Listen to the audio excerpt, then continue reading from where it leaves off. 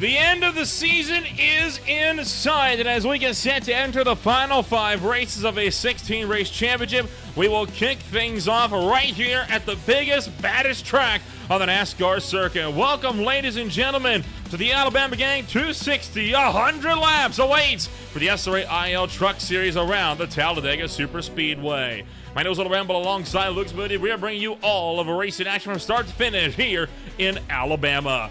Lucas, this race going to be a bit of a wild one as we are looking set to have an absolute barn burner here this afternoon. Yeah, and we have an insane storyline entering the day as well. As just 3 weeks ago, Michael Gudger finally claimed his spot as the #1 in the championship standings, taking away that lead from Elliott Kandra. But Nolan, he was not able to make it to Watkins Glen last week out. So for the first time this season, Zane Bailey will be your championship leader, and that's going to just have so much championship implications coming into especially a race like Talladega, where so much can happen. There's so many uncertainties. This championship definitely going to be shaken up. Zane Bailey might have the lead, but that's not to say he's got a firm grasp on it. Elliott Kandra only sits 4 points away, and with us having a 30-plus truck grid this afternoon, Michael Gudger, still only 27 points out, can easily get right back into the fight if misfortunes befall both Kandra and Bailey here this afternoon. But these are all 3 drivers that have done very well historically at super speedways and SRA competition. And with green flag runs being anticipated here this afternoon, we are looking to have ourselves quite the show enter racing action today, one that will likely be based all around strategy. Track 10 today, not going to have the most amount to play for in this race. It's all going to be about that win. 12 miles an hour blowing off to the southwest. That means these drivers are getting one heck of a tailwind coming down the back straightaway. Yeah, and of course, being at a super speedway, the weather conditions, while they do matter a little bit, don't matter nearly as much as they do at most other tracks on the calendar here. But as Nolan mentioned, that wind, these drivers definitely have to be careful when giving bump drafts out of the corner, because you do not want to bump somebody loose and then have the wind catch under their rear end and spin them around that way. And then looking at the humidity and the track tempo, they're very normal, very average. So it should be a very just all-around moderate day for these drivers out there tonight. So with all of this said and done, the start of this race only a few minutes away. Lucas, when we get to a place like this, it's always a question, not a matter of if, a matter of when. When does the big one strike? It happens every time we come here. But with how good these guys have running on super speedways ever since we picked them up back in 2023, I have a feeling we're not going to be seeing that big wreck until at least the back half of the race. Yeah, that big wreck, it's always looming over these drivers' heads because it's bound to happen. Sometimes it happens on lap 1, sometimes it happens in triple overtime on the very last lap of the race. You can truly never guess when it'll happen. I do think we will get a couple wrecks, at least one decently sized one, but you're right, these guys really are always clean at super speedways, and I expect a very green race out there tonight. So all of this as we get set to see who is going to be starting where for race in action here this afternoon. Lucas, let's talk big championship standings here this afternoon. Do you anticipate anybody coming out on top, or are we going to be seeing potentially some new competitors throwing their hats into the ring for these last 4 weeks?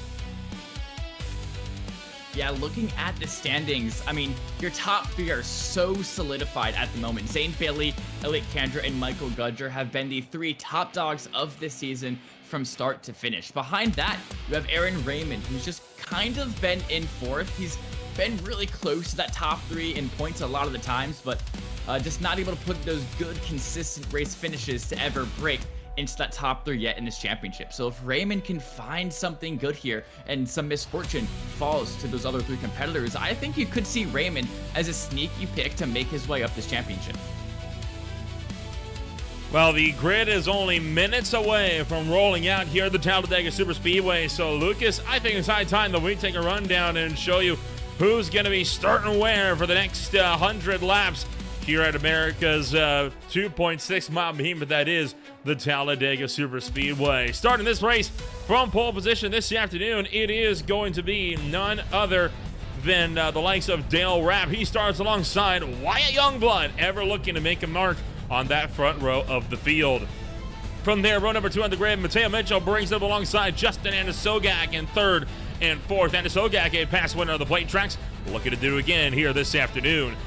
James Yerger brings up the Cummins number 19 Ram. He is alongside Aaron Raymond, a driver that also has plenty of experience here on the plate track, still less than a tenth of a second separated from the pole time. Elliott Kandra fighting with Zane Bailey, just 4 points between the two championship leaders entering today. They line up 7th and 8th on row number 4. And then top 10 this afternoon, closed out by Mike Campbell. He starts alongside Thomas Lane Jr., rounding up the top 10, still within 1/10 of the pole sitter. Starting tonight's race in 11th position, now outside of that 110 benchmark, so that 74 of Paul Witt, and to his outside that 48 of Joshua Highbound. In 13th position is going to be that 57, that Irwin truck of Jeff Gilmore, and to his outside, he's going to have that Adam 39 of Ryan Wayne, who's currently sitting 5th in the overall points. In 15th and 16th position is going to be that 72 of Michael D. Campbell alongside the 24 of Joshua Burke. And then looking back to the 9th row on the grid, it's going to be Michael Allen and Jim Coleman'sberger. Wrapping out your top 20 is going to be the Nesquik 4 of Cody Witt and the Dodge 9 of John Holliday. Back then, row number 11, it's Noah Swafford with the DeWalt Toyota Tundra. He starts alongside the number 22 machine of Joshua Jernigan. Row 12, we're going to for Robert Amaral from Silver Fox Racing. He's alongside the Astro Glide, number 3 of Alex Romero, down in 24th. 25th and 26th, Julian Ballou brings it up alongside Anthony Lane. He is the last driver to put down a time, is Ballou in that 25th place position. Tail end of the field, also not setting times. That's the Tonka number 21 Silverado of Dylan Wilbers. He is alongside his fellow Chevrolet in the Kenzie's number 95 for Silver Fox Racing. It's Dean Ellert. Top 30 closed out by John Walter Jr. in the Milwaukee Tools number 5 Silverado. He's alongside the Goodwise number 28 of George Rincon. And then it is Kevin Roy for K&C Sim Sports, bringing it up the tail end of the field in 31st. 31 trucks lining up this afternoon. And a few of them will not make the starting call here this afternoon, it looks like, Lucas, as Alex Romero and James Yerger will be starting their races from pit road this afternoon. With long green flag runs anticipated to be on order for us here throughout all of today, I feel like this race is obviously going to come down then to pit strategies, and roughly every 17 to 20 laps tends to be on order for these trucks in SRA. Yeah, and that is a very small field tank, especially considering the fact that this race is 100 laps, Nolan. Doing the math, that's going to be about about 6 to 8 green flag pit stops here, and maybe 6 to 8 pit stops in total, even if we get some cautions just based off of fuel alone. So that 17 to 20 lap fuel window for an 100 lap race is really, really small. And looking at this front row, Wyatt Youngblood, that 37 machine, one of his best qualifying efforts of the season. Let's see what he can do from that front row in second place alongside the 52 of Dale Rao. Coming around through turn numbers 3 and 4, it's going to be a hotly contested field this afternoon. And now, obviously, it's a case of we don't know who's going to win this one. Super speed races tend to be a bit of a crapshoot, but Lucas, one thing that will ultimately mention today, engine temps. Especially when you're trying to get right up on the bumper, do we see anybody's motor let go before the end of this race as a result of just pushing too hard on the throttle? It definitely could happen at least once. These drivers have to be watching their water temperature. They have to be watching their oil temperature. And if they're not, we could definitely see an engine getting away from some of these drivers and it blow up in their face. So the field going to get set to come down to the start-finish line, this time by Dale Rapp leading the way. It's Wyatt Youngblood alongside him. And the field going to come down the round into the United Rentals restart zone. Happy you're joining us for racing action here on Saturday night. Time to get the party started. And it's go, go, go at Talladega.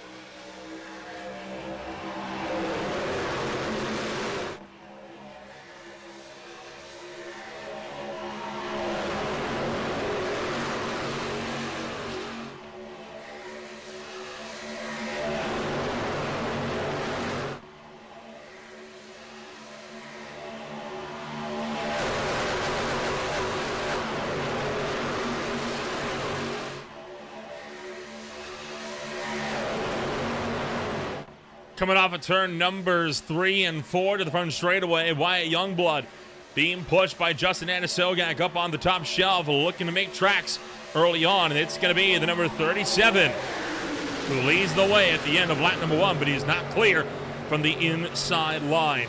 Lucas, one thing to mention, of course, a huge rule change coming in for super speedways this afternoon. Normally, for the longest time, SRA's had the rule no 3 wide before lap 17. That's right about when the first fuel run comes into play. Not anymore. Drivers are now allowed to go 3 wide on the first lap of the restart after they have hit the back straightaway. So we could be seeing that third lane open up at any time. Yeah, we definitely could, especially if some people further back in the pack, they start to get antsy. They want to make their way to the front of the field. They might, talk on the Discord call or over iRacing and try to get something formulated on that top, that third row. But I think it's definitely still very, very early for a third row to start making its way here, because you got to think we have 98 laps left in this race. You just, at this point in the race in a super speedway, you are just thinking about surviving. You're not too worried about where you actually are in the line or where you are in the standings. You just are thinking about keeping your car clean and keeping it pointed in the right direction. Once again, down the Alabama Gang super stretch. And that outside lane showing a lot of momentum early on as you look to all the way up to Thomas Lane Jr., the 4th place spot, punching clear from Aaron Raymond and Dale Rapp down on the inside line. So that outside lane, the place to be at the moment if you want to go forward. Elliott Cantor going to remain loyal to that top lane as well. Not a lot of coordination down low for the time being, and right now drivers like Youngblood can see how much speed they're carrying, and they see no reason to hop down to the low side by the apron. Yeah, the high line in Talladega and Daytona in recent memories has been so dominant over that inside lane, not only because you're higher on the track so you can carry more momentum and just more raw speed around this big old track that Talladega is, but also you get a nasty side draft on that inside lane, effectively slowing them down and allowing you to pull ahead of them, as this topside is, as Elliott Kandra, who's 5th in that top row, has already cleared away from, I believe it is Aaron Raymond leading that bottom row. Here we go, the 4 of Cody Witt. That Nesquik machine getting out of shape, out of line, and that's going to demote him all the way to the tail end of his pack. Oh no, he is able to slip back in line. Yeah, it talks back in line. That's the advantage of these trucks, right? They can maintain a little bit of momentum before they really have to jump down to the inside. You see Cody Witt going up high as well. I think he is trying to fade to the rear of the grid. It's just not quite working out the way he wanted to, but that outside lane has stabilized, so the inside's not losing as much time anymore. And this is going to help here because now Paul Witt wants to go to the outside, trying to open up that third lane. He wants to get something working, but he is going to be forced to top back in line alongside John Holiday.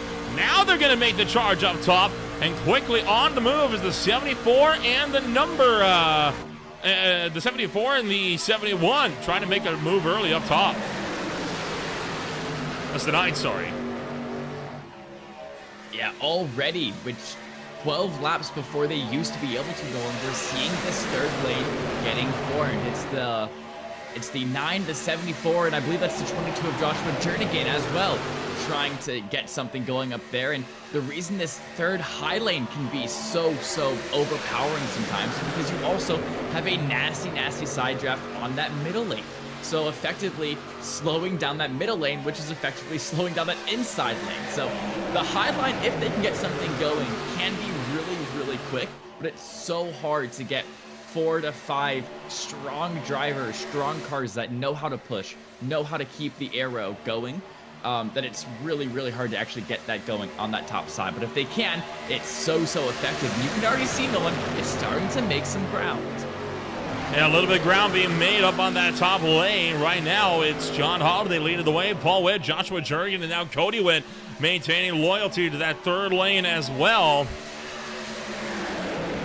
Like I said, this is always something we would see in the back half of the race, but with the new 3 wide rule before lap 17 being abolished, It makes this racing a lot more compelling in the early stages. It's not just going to be the 2x2 processional racing that we're used to seeing in the early runs here. That could lead to some early race carnages as well. We are in very much new territory right now for the SRA rules-wise. Not so much racing-wise, but this is the first time we're seeing this type of racing pick up this early in the race. And if this is what we can expect to see throughout the whole night, well, that ups the possibilities that the caution count could be significantly higher than what we normally see at super speedways.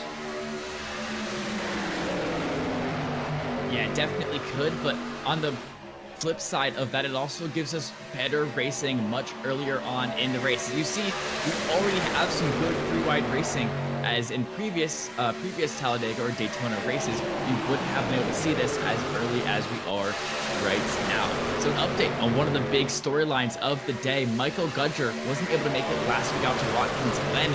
Also not able to make this race this week here at Talladega Super Speedway. That means your live standings have Zane Bailey still in the lead, gonna extend that gap by 2 points up to 6, and Aaron Raymond gonna take third place in the championship, with Ryan Wayne as well taking fourth and jumping Michael Gudger. So Gudger going to be dropping 2 places at the moment because he's not able to be here tonight. Look at that inside lane completely losing its momentum. That third lane's got more pace than the very bottom lane of the racetrack. I mean, Aaron Raymond and Dale Rapp, they've been pushing each other, throughout the opening laps here. They've gotten no momentum, though.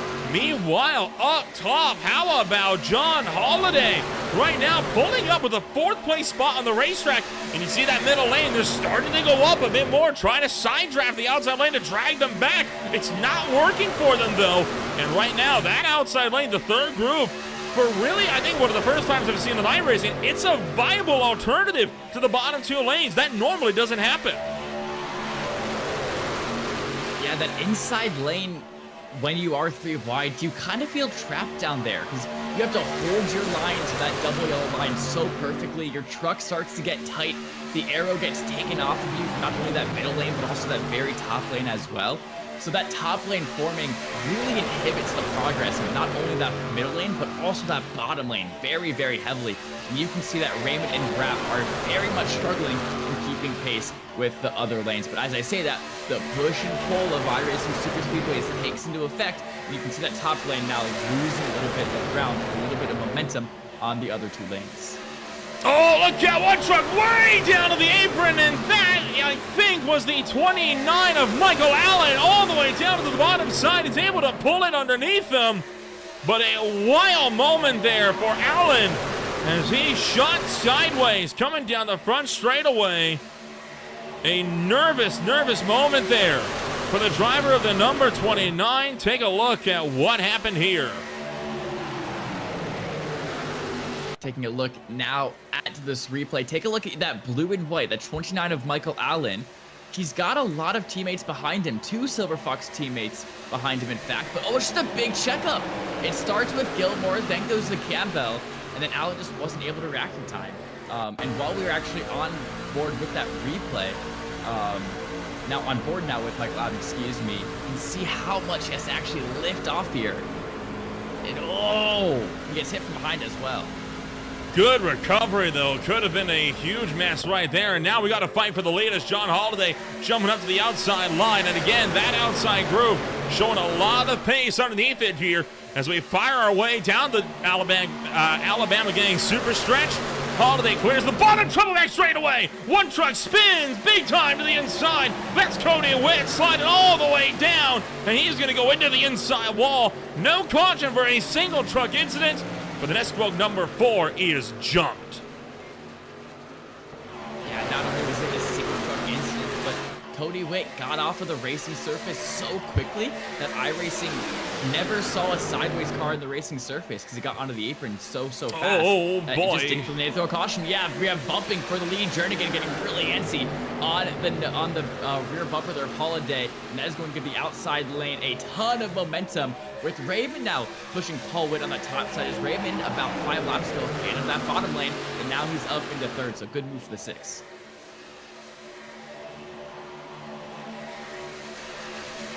And it looks like we're going to stabilize things out here. Let's get a look back on what happened here to Cody Witt. And that was already in progress. Look at the front end of the truck picking up, and that thing wanted to go up and over. I mean, just so violent there. Just instantly he got snapped. Let's take another look at it here. Oh, he clears himself on the front nose of Wyatt Youngblood. And take a look at this in slow-mo. See how much air it catches. Oh, look at the left front there. It did pick up off the ground. Air got underneath that truck. Both front wheels came up off the ground and nearly pitched that truck up. And had he been going backwards still, likely would have gone up and over, but he's able to keep that thing on the ground, albeit he is now a long way off the draft, and he is right now begging for a caution to get himself back into the fight here. And not only is he a long ways off of the main pack, but he's also going to have a massive amount of front aero damage and maybe even some wheel damage from that big contact with the inside wall. And remember, the SRA took away their faster pair about 9 weeks ago at this point, so he is going to have to get that manually repaired, and that's going to be about 5 to 7 minutes if he wants to get it all fixed up. Albeit, it is a super speedway where aero, wheel damage really doesn't have that much effect on your car at the end of the day, but still, it's going to make it a little more unstable to drive, and you are going to be slightly slower at the front of a pack. But at the moment, Aaron Raymond, John Holiday still doing a great job of leading their respective packs, which are the top lane and the bottom lane. And that middle lane is completely disappeared, which is really funny to see, I can't lie. Well, it's not something we're used to seeing at a play track, is it? Because watch it as they come down to turn 3. We're used to seeing when we see two wide racing at a play track. You know, they're running the inside lane to the middle line. They're not really running that line right by the wall. Not the case this afternoon. And how about this? John Holiday bailing out. Now, Holiday has been leading the third lane for some time in this race, and he's now been leading the inside lane as well. That means he is right now working a massive fuel deficit. So he's wanted to drop further down to the rear so we can actually save a bit of gas. And that means Joshua Jurgen is now going to be the driver looking to break that air the most. But what a lot of the outside lane is doing right now, they're trying to get that side draft off of the outside wall to help them not only maintain speed, but they also get a much better run coming off of the second corner here down the back straightaway. Take a look at the bit of overspeed here that Raymond could potentially be getting. Yeah, you can see even right here, you can already see it starting to pull back alongside with Joshua Jernigan quite quickly without even any help from behind.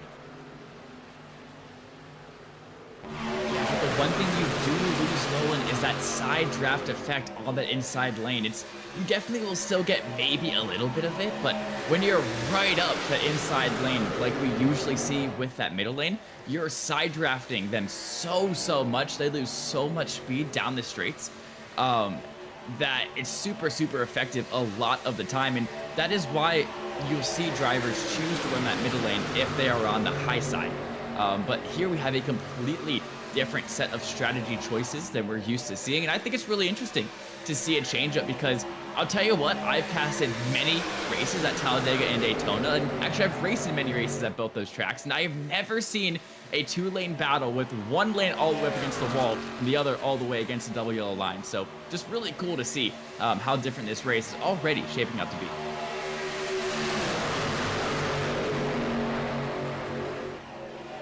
And just like that, that outside lane starts to fade to the bottom as Aaron Raymond jumps down low along with Joshua Jernigan maintaining that inside line. We're only about 5 laps away for the first round of pit stops kicking off as well. This race is flying by so far.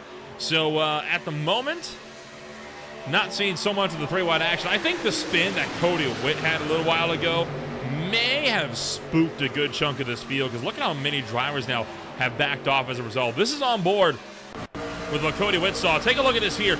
He's trying to follow the truck in front of him down. He just turned himself across the nose. Yeah, that's something that happens a lot of the time at not only plate tracks, but just racing in general. You're trying to follow the line of the guy ahead, and you so slightly move down the track to where there already is another car, and you're thinking to yourself, how is he there? I'm racing my line, but you don't know that the guy in front of you is actually changing his line as well. Here we go, Paul Witt making a move for the lead. Wyatt Youngblood trying to follow up as well. He was not clear, so he's going to hop back up to the top lane, clear himself on Witt, and then maybe now jump down. As the 37 doing a great job right now. So I don't necessarily think Paul Witt was going for the lead, because the inside lane has been the slowest line all day today. They're trying to set themselves up for the pit stop window, and no one wants to be caught on the outside line. That's why we now see Youngblood as well as Mateo Mitchell jump down to the inside, even though they were able to pull clear just like that. You got a lot of trucks still stuck on the outside line, and they cannot find a way to get to the bottom. The pit window is very much open for the first time today, and drivers are not going to have a lot of time to sort this out before we hit that pit stop window proper. Yeah, and pitting from that outside lane, as you said, is almost impossible. I guess you could technically do it if you know every single person on your inside is going down pit road as well, but it's just not worth the risk, and pulling it off would be too hard. So yeah, these 3 remaining trucks that are on this outside line are going to be trying their best to get themselves down into this inside line within this next lap so they can make a pit stop and doing so safely as well. But Wyatt Youngblood, great performance from him so far. Remember, he was your second place qualifier, and he's done a great job of not only keeping that second place, but also then promoting himself into first, into the lead of the race so far. So that 37, definitely a surprise name in the top 5, doing a great job at Talladega so far. Michael Campbell now leads the way up top. Ryan Way into the Atom by Atom Tundra right behind him, but then, of course, with him is Elliott Kandra. Here we go. First batch of trucks peeling down to pit road, this time by Anna Sogak, leading the way along with Joe Rabble. Look at one truck come flying in. That's Holiday making up 2 spots on the way into pit road. And in as well is going to be Alex Romero. Started this race from pit road and figures, well, if they're pitting now, I'm going to come down as well so I can at least pick up the draft for them and not lose another. Yeah, the pit stop window is open, as you said. A lot of drivers going to opt to come down pit road. It looks like this is the Silver Fox Racing pit cycle, as we see Dale Rapp coming down pit road, just Anna Sogak, Joshua Highbow, a lot of those Silver Fox names coming down pit road, and that's smart. If you have teammates in the field, you gotta pit with them, especially here at Super Speedways, because now they can be connected, be linked up out of the pits, and not lose a draft. But here we go, the second round of pit stops going to be underway now. So a whole host of cars making their way down, and it is going to be really cool, really clean from the field. Everyone that makes it down safe and sound. It is one of the most treacherous points of getting down to pit road, is having to avoid everyone else trying to make their way down from 180 to 200 miles an hour down to just 55 in the span of less than 10 seconds. Everyone into the box clean. Still have the top 3 staying out. Problems for Jim Kolmensberger. The driver of the number 11 has had a major incident on the racetrack. He's against the inside wall. He's had a crash. Yeah, the 11 has to actually tow back to pit lane as well, as just before we left, you saw his car exit frame. So something definitely big has happened to Kolmensberger during those pit stops. Oh my for the goodness. moment, everything else looks squeaky clean. Look at how far apart Campbell and Gilmore are now. Huh. There's a story, clearly, that has happened on the racetrack, and we will get a look at that in a moment. Dean Eller, by the way, caught with a black flag on pit exit for speeding, so he's going to have to come back down pit road. Unfortunate news for him. Unfortunate indeed there for Dean Ehlert, the 95, of course, for Silver Fox Racing. And looking back to the front of the pack after pit stops are all said and done, it's actually Mateo Mitchell that's going to be leading the charge here. Wyatt Youngblood going to unfortunately drop down to second. Aaron Raymond still holding strong up there in fourth, and Julian Blue up there now in third in that 51 machine. So he's making an appearance in the top 5 for the first time tonight. Here we go, a quicker pack. Maybe looking to make a move on the top lane. That's Paul Witt, Elliott Kandra, and Zane Bailey catching up to those forefront guys. Paul Witt looking for a move high line. Doesn't get any followers. Now Kandra comes up to join him, and can the 09 and the 74 make a run? No, as Kandra falls back in line. The B-Pack going to be led by Dylan Wilbers. His pusher going to be the 38 of Lane Jr. And this is what happened here to Jim Kolmensberger. Now, this is, even here is already well after the fact. So this has happened way back on the front straightaway. Trying to get another look at this one again. Here we go. This will tell the story. Along with Gilmore and Campbell, and Gilmore just cleans him out. I don't know what to tell you about that. just right rear hooked about 170. Yeah, definitely just a one-off mistake there from Jeff Gilmore. I doubt it was anything intentional, as nothing has happened between Kohlmensberger and Gilmore that I could think to make that intentional. Just a one-off mistake where you lose concentration for a blink of an eye and you find yourself turning down into a car that's already there. It happens all the time, a simple mistake. But unfortunately, it is going to completely ruin Kohlmensberger's day there due to no fault of his own. This front pack still being led by Mitchell and Youngblood. You see Youngblood seeing how much he can push the 82 machine out of the corners through the trial vault. Already he's linked up with that rear bumper. Right now, these drivers situated on lap 23, they are at the moment looking to be about 3.5 seconds clear of the rest of the pack here this afternoon. That is, of course, pretty big news here, Lucas, because this means that they're going to have a lot of advantage on the rest of the pack behind as we try to sort this thing out amongst ourselves. But at the time being, this is the secondary pack headed by Dylan Wilbers. They are all single file from 8th back to about 16th. And then from behind them, the field is just shattered. You got 17th through 19th that are together. 20 to 21st are together. 22nd and 23rd are together. So is 25th and 26th. Everyone else running single file. You've only really got 2 packs left out of what was initially 20 to 25 truck scrap headed into pit road. Yeah, and unfortunately, that's kind of just what happens with green flag pit stops, is that different groups, they come out at different times, they have different paces, and they're going to be completely split up by the time they get everything sorted out with their fuel, with their tires, and what have it be. Actually, we're going to be taking a look at a replay here on board with the 57 of Jeff Gilmore, seeing this incident from his perspective. Maybe this can give us some more insider information. He turns into him. Oh, I just think he didn't know he was there. I think he was turning down to find the draft of the car ahead and just didn't know, maybe? There's no way. He would have been getting the inside call. He was never clear. He wasn't even close. He struck him in the door numbers. Yeah, definitely a freak mistake there for the 57. It's really hard to get a read on that one. Strange. 25 in, 75 to go, a quarter of the way through the Alabama Gang 260 here this afternoon at Talladega Superspeedway. Tim Mitchell continues to lead the way. Youngblood alongside him, Bellew, Raymond, Witt, Chandra, and Bailey still in the fray here as well. Racing action continues to pick up here this afternoon. Let's take a look at the schedule coming on up here into the final weeks here of this championship. Of course, it is Talladega today, followed by Charlotte Motor Speedway. Rockingham Speedway comes up on April 18th, followed by Dover Motor Speedway, and then the last race of the series at Kansas Speedway on May 2nd. So still plenty of races up and coming, and each one of them presenting a very unique challenge for this field. Yeah, it's going to be a couple intermediates and a couple short tracks to end off this season. And what a season it has been. We are now 12 weeks into it, and they have absolutely flown by. Of course, this IEL Truck Series going to be this season after that Super Speedway Blitz for the Truck Series, just kind of testing out the truck, testing the waters, see if the drivers liked it. The drivers did indeed like it enough to get itself a full season.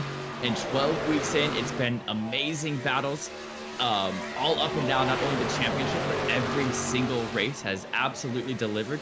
And especially in recent times, thinking back to when they removed that fast repair, we had some amazing races at tracks like Chicago, Indianapolis, New Hampshire, Miami as well. It's been really, really fun, really, really good to watch. And the championship has just 5 races left beside itself. And at the moment, like we said, it's Zane, Bailey, and Candra up top, separated by just 4 points. We are, of course, off for Easter Sunday. That'll be tomorrow. We don't return until Monday with the Collegiate iRacing League Cup Series at the Echo Park Speedway. That'll be at 9 o'clock p.m. on Monday night. Tripleheader is back on Tuesday. It's the final race of the Aspire Racing and 5-9 Racing collaboration with the Porsche Cup GB Championship. 2 rounds to go, 20 minutes apiece at Brands Hatch Circuit. That'll be coming up on Tuesday afternoon. And then in the evening, the Mid-Atlantic Race Series will get set to conquer the Monster Mile alongside the Ole Miss SRA Cup Series, kicking off their 5-race chase for the Cup at Homestead Miami Speedway. Another doubleheader on Wednesday as PSR will take to the Bristol Motor Speedway, while the Collegiate Ireland League Sports Car Championship will be hitting up the Ardennes. They'll be racing at Circuit des Balles-Francorchamps, and then on Thursday, it's the final race of the Highline Diecast Collectibles Bracket Challenge. The midseason tournament comes to a close at Bristol Motor Speedway, where Jason Garcias and Terrell Wheeler will go head-to-head to see who will be taking home the mid-season prize of the HLDC Bracket Challenge. All of this and plenty more coming up throughout the month of April as we continue to march our way deeper and deeper into racing action this afternoon. Wyatt Youngblood, Julian Ballou, Aaron Raymond, Paul Wett, Elliot Kandra still run to the top 5. You saw one truck slot into line with this grouping, and that would be Mateo Mitchell. 7th place driver moved out of the race lead and dropped back. He wanted to save some fuel. Yeah, I was just about to talk about that. The 82 led about the first 5 to 6 laps of the second stint here.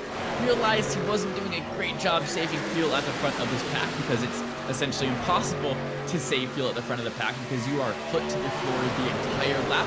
So we opted to turn out of line, turn back into the pack, and now he's further back in 7th to where he can lift off in the corners down the straights and save a bit of fuel that way. You mentioned it, Nolan, of course, Blazing Pedals League is off tomorrow for Easter Sunday, but when we're back next week, April 12th, that would be, and we're at Michigan, one of my favorite intermediate tracks. It's where my only oval win comes from. Of course, that being in the IndyCar, in the Collegiate iRacing League, and I think it's going to be an absolutely phenomenal race, especially if you like watching the trucks run around. So definitely stay tuned for that one. That will not be tomorrow, that will be next Sunday.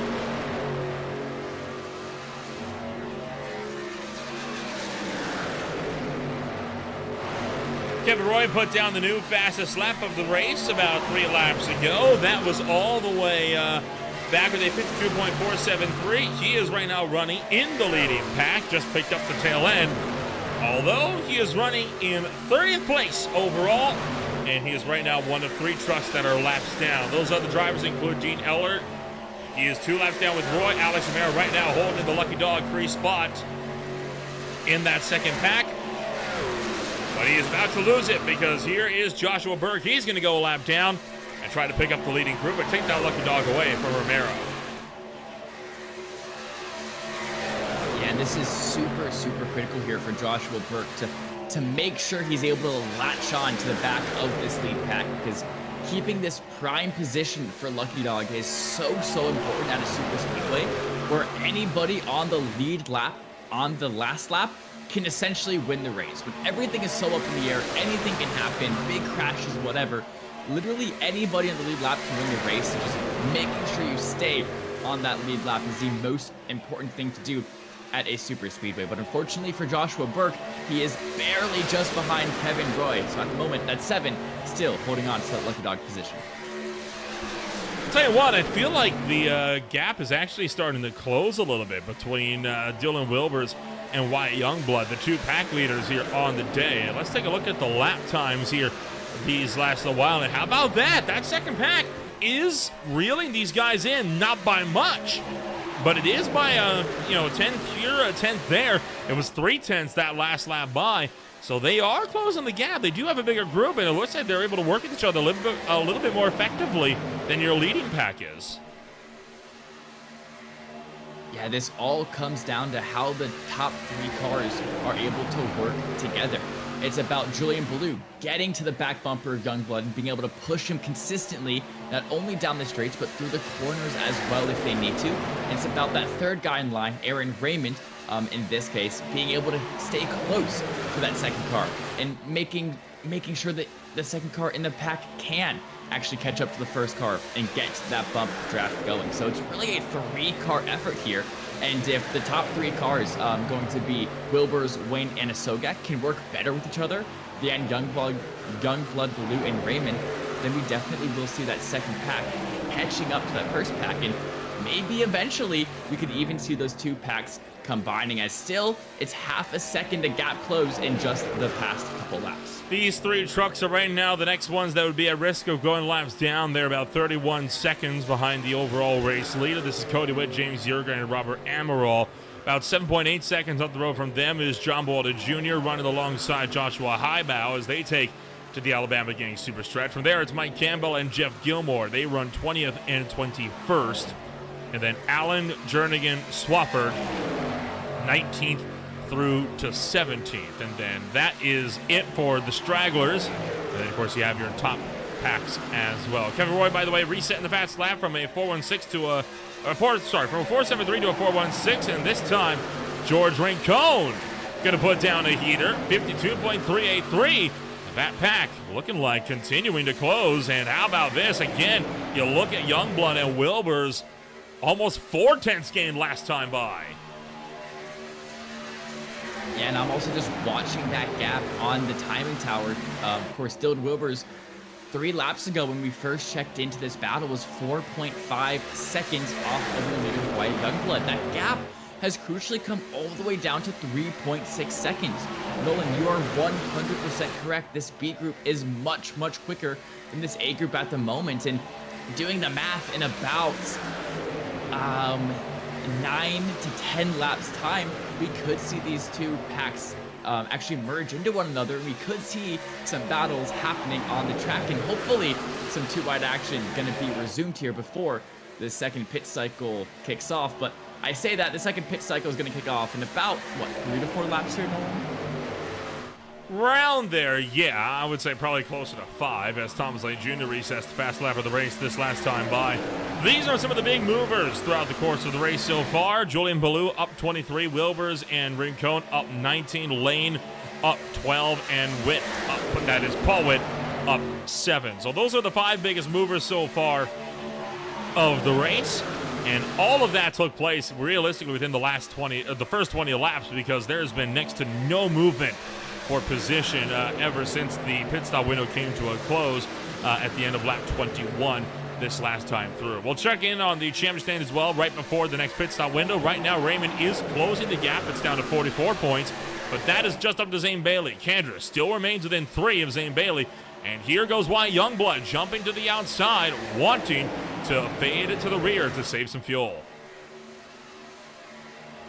Yeah, Youngblood knows that pit stops are happening soon, and he might have started realizing that he's not hitting the number that the other drivers are hitting, as he makes an aggressive move down the inside right in front of Elliott Kandra there.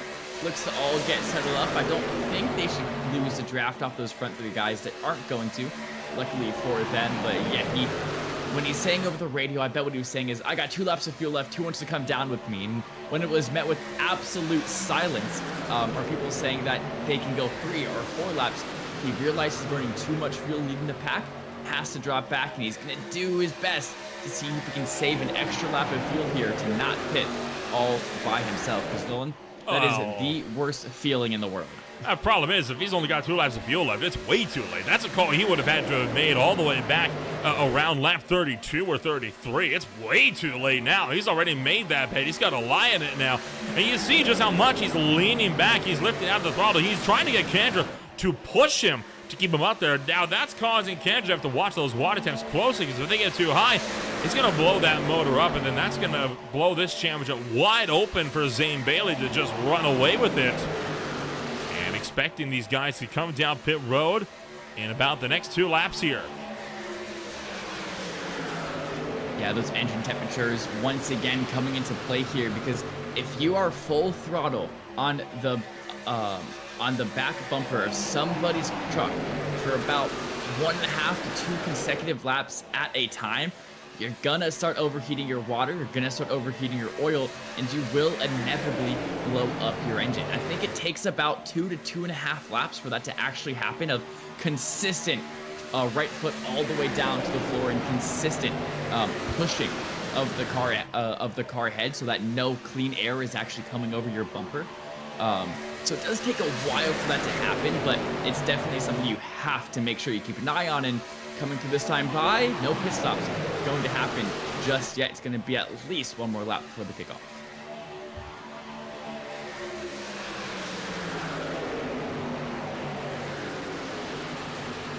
Turning lap 39, and already we got a couple of them coming into the box. That's Michael Allen into pit road. He's going to bring Joshua Jernigan with him, so several drivers already headed down pit road for the second time today. This is about right on cue for Jernigan and Allen. They pitted one lap apart the last run. Allen had to come down. Jernigan could have stayed out for one more, but he decides, nope, I'm going to come down as well here. That way we can at least come down as dance partners. Still waiting on your race leaders, though, to come into pit road. Here comes Julian Ballou. Will he come into the box? He will not, but a few drivers behind them will. Here comes the second group into pit road. Dean Eller backing up the field a ton. Look at John Holiday hard on the brakes, and he makes up about 10 spots coming into pit road. Oh my gosh, Holiday does it again. He made up 2 spots the last time these trucks came down pit road. This time he makes up about 8 to 10 there. Gets a little bit squirrely on his entrance to pit road, but he keeps the car straight. He doesn't get a black flag, and he's just gonna make up a lot of time once again. So great stuff from the 9. You can tell he's been practicing that pit in all week long. Dean Ellert's still slow off the jump. He's trying to link up with his Silver Fox Racing teammates back here, so he's actually going to sacrifice a lot of positions, drop back from that leading group into the second one, but that is strategic because now he's linked up with some of his teammates so they can work a little bit more effectively together. And here comes everybody else in the leading group into pit road. Still staying out is right now nobody. Wait to see if Gilmore and Campbell will be in this time by, but they would be the last 2 drivers to come down pit road. Look out, and Zane Bailey. Bit of contact there with Robert Amaral on his way out of the box. Dylan Wilbers is caught with a black flag for speeding. Unfortunate there for the 21. Dylan Wilbers currently 24th in the overall standings, and that black flag is going to make him come all the way around once again and serve about a 30-second stop-and-go penalty in his pit box. Coming out of the pit lane, Kendra still able to maintain his lead over Zane Bailey crucially, and he's able to put a car in between the two of them. That 37 of white Youngblood now going to be a buffer in between your 2 championship leaders of Kendra and Zane Bailey. So at the moment, Kendra are going to be making up 2 points on Bailey, which will reel him ever closer to that championship lead. But look at how much time these guys have lost up to the top grouping here. They've now lost almost a full second. This could be it for them. This is on board with John Holiday and his wild entry into pit road. Look at how far back he is in the pack here. And then he's going to come all the way around into turn numbers 3 and 4. And as they made their way into the box, count the spots.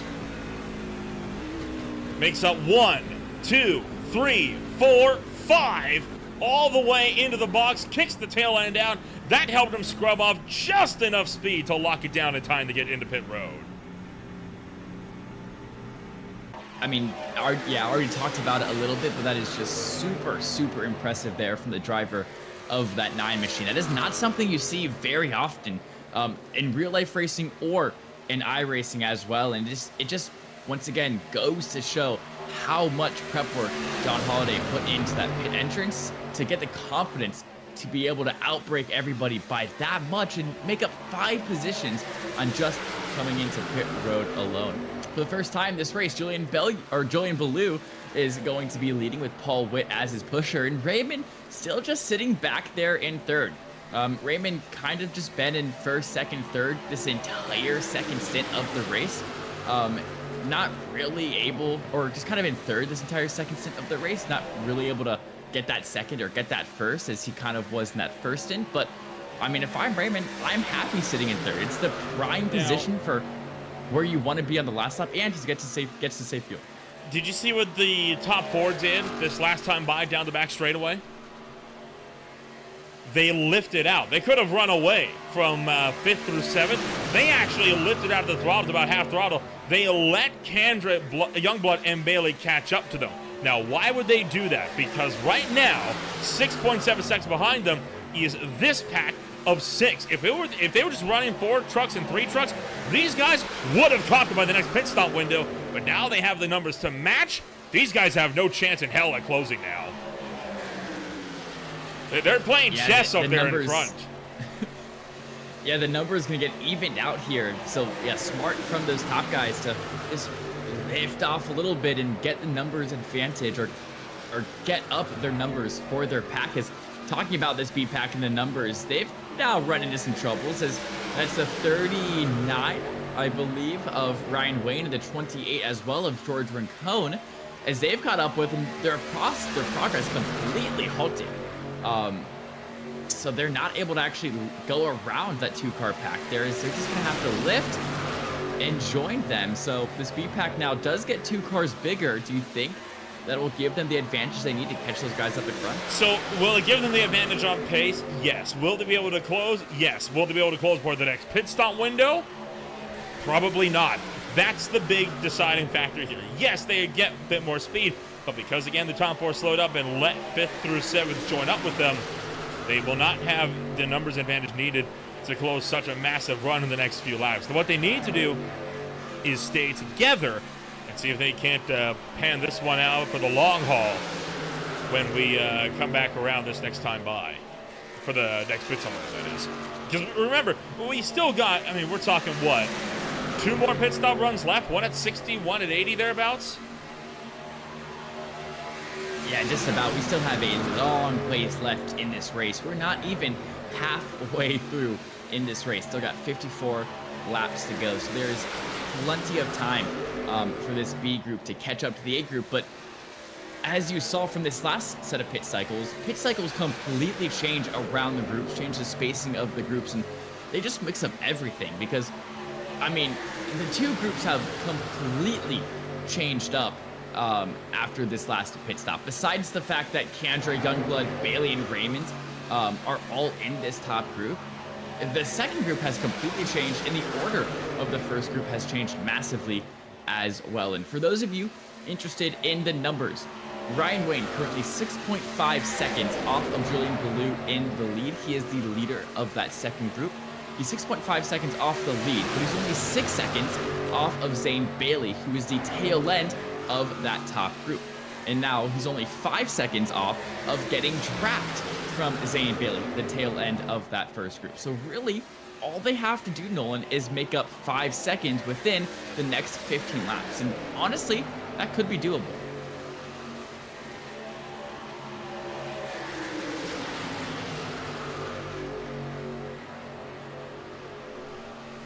Still working our way towards the halfway point of racing action this afternoon. Elliot Kandron now holding the fastest lap of the race up in the number 7 position of this one. Put that down. About 5 laps to go. It was for a 51.864. Robert Amaral goes 1 lap down up from the top side of the racetrack. Checking once again after our latest run of pit stops. Points remain relatively unchanged, and this is about how they're going to sit throughout most of the night, give or take 1 or 2. The only real difference is Kendra has now closed the gap into 2 back to Zane Bailey. And of course, for every position in NASCAR, you get 1 more point than the position behind you. If Kendra wants to tie this championship up, he's going to have to finish 4 spots ahead of Zane Bailey. Super clean cut, super easy to do the numbers in your head. So if Bailey finishes 7th, Kendra would need a 3rd place finish to tie up that championship battle. The only difference in points is that winning the race in SRA, I believe, gives you 4 bonus points, which is the only difference from the 1 point difference in between every position. But that is the only difference, and that is what you have to look out for when you're calculating the numbers in your head on the fly. And don't forget, it is a 4-point gap coming into this race.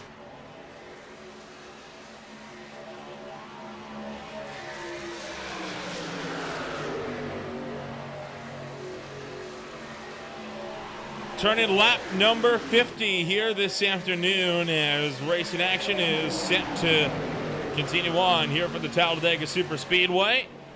Still running caution free, at least for now. Like I said, it's always a matter of when does that big one come into play, and I didn't anticipate it was going to come into the back half of this race. One of the few times a prediction of mine turns out to be accurate.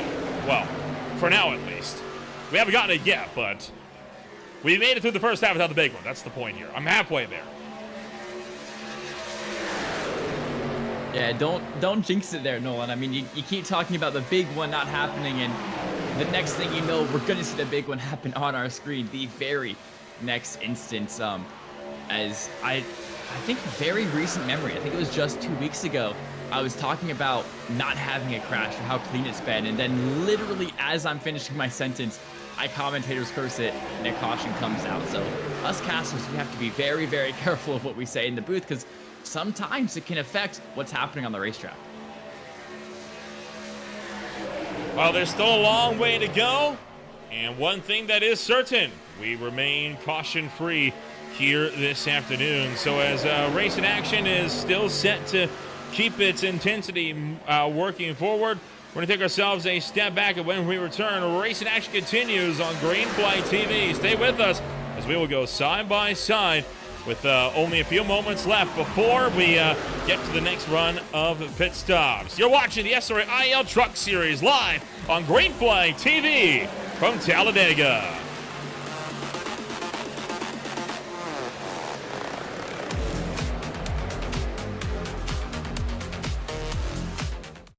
Racing isn't easy, but experiencing it is. iRacing puts you in the driver's seat with the industry's leading sim racing game. Drive on laser scan replicas of the greatest racing circuits from around the world. Go head-to-head against other drivers chosen by skill-based matchmaking to ensure competitive racing at every level. Compete across all your favorite series. In officially licensed cars, engineered to deliver the most accurate driving experience possible.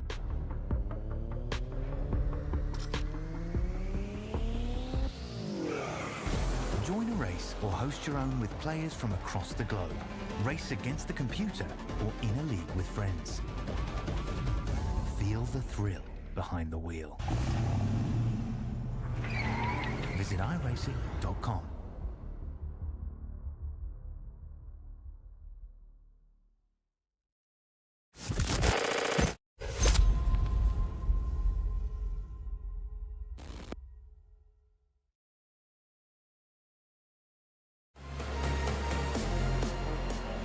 Welcome back to Green Flag TV, where racing action continues to pick up here at the Talladega Superspeedway. Still halfway home in racing action this afternoon, and now working into the back half of this race from the biggest, baddest track on the NASCAR calendar. My name is Oliver Ramble alongside Luke Moody. We're bringing you all of the action from start to finish here this afternoon.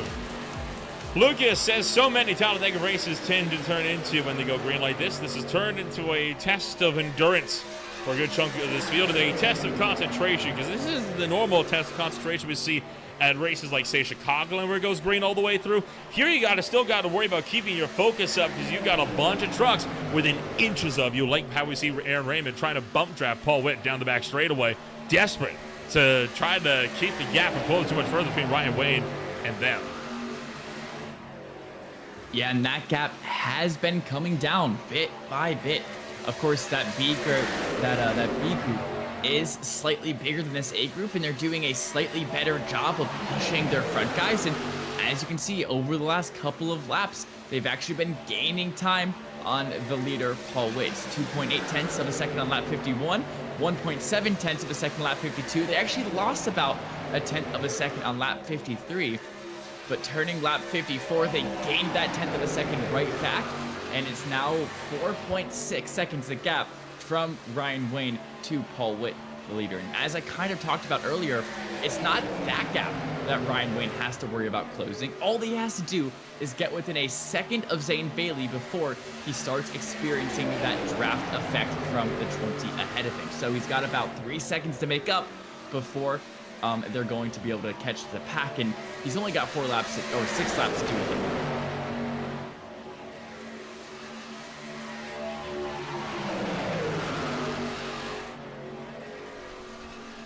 Well, the gap is stabilized for the time being, but you can see how much more this front pack is condensed and kind of accordion up against each other in comparison to that second group. Really trying to keep that pace moving forward, but it's not doing too much because they still have just lost a quarter of a second back to Ryan Wayne and co.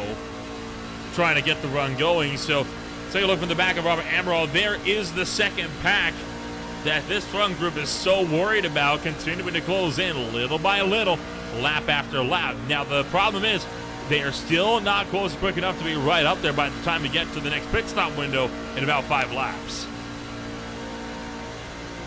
Yeah, even if they're able to take off 2.5 tenths of a second each lap as they did on lap 55, which to be fair is a huge chunk of time to be taking away at a super speedway, it is simply just not enough because, yeah, you said it, next pit stop is going to be happening about 5 to 6 laps time if the drivers are doing their job and saving their fuel, because they have to make every stint last about 20 laps so they can make it a 4-stop race by the time everything is said and done. So they've got about 4 to 5 laps before they can do that.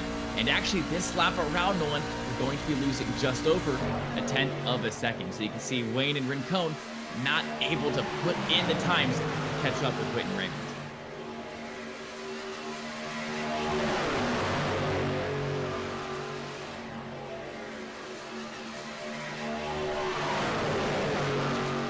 Lap 57, it'll be 58 this time by. Nobody coming down pit road yet. No surprise there. Everyone is trying to see if they can push it to the number, which would, of course, be at lap 60, and then they would need to make it to 80. Now, if they can do that, there's a chance that they would be able to make it to the end of this race on 1 tank of fuel. Problem is right now is getting to that number. Paul Witt jumps out from the lead of the race. You saw Julian Ballou do that under the brake, and now Aaron Raymond picks up the lead of the race. Yeah, and once again, those leaders have to cycle themselves out every once in a while to make sure they're not burning much more fuel than everybody else in their pack, because one of the worst feelings at a super speedway is when you're leading the entire time, you're feeling so confident, but you're forgetting you're burning so much more fuel than everybody else. And when you say, hey, I'm coming down pit road, everybody else can follow me so we can get some drafting going, no one's going to follow you because they can stick it out another 1 to 2 laps longer. And you're going to see that as you come down pit road, you look in your rearview mirror, not a single person is following you. It's one of the worst experiences ever in motorsports. I've had it happen to me once during an iRacing official Daytona 500. Not a good experience. Do not recommend. And as you see, the drivers here, they know about that issue. They know about that problem. And if they're leading the pack for a decent bit of time, they are following their way back into the line, back into the pack to actually get some fuel being saved, so they're not burning it so much quicker than everybody else.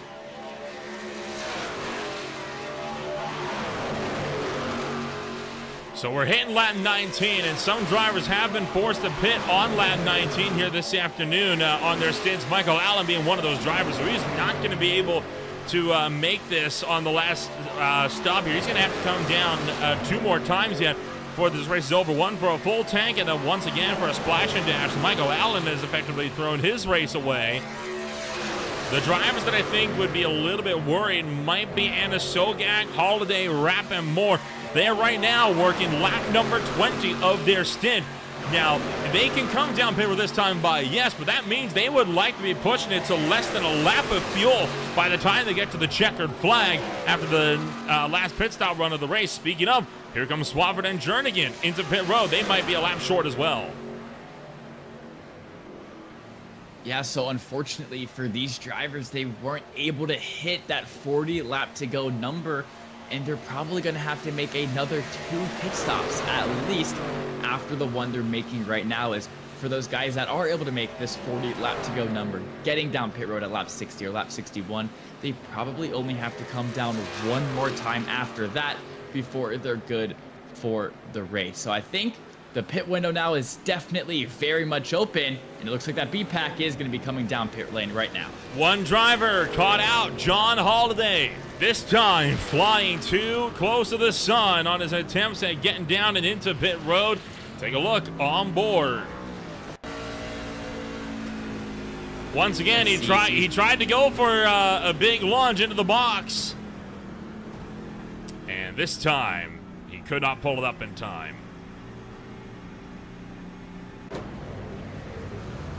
And just like Icarus was reaching for his advantage, but as you said, flew too close to the sun, and now all of that hard work is going to be completely erased as he's going to have to spend 30 extra seconds in his pit box. And I mean, that's just, it's going to put him a lap down. It's going to effectively completely ruin the 9's race in just an unfortunate way for his night to end. And that first group, Raymond, Mitchell, Baloo, Kendra, Youngblood, Bailey, and Witt, are still out on the racetrack. They've saved enough fuel to have not come down pit road yet. That is really, really good from them and kind of surprising, to say the least.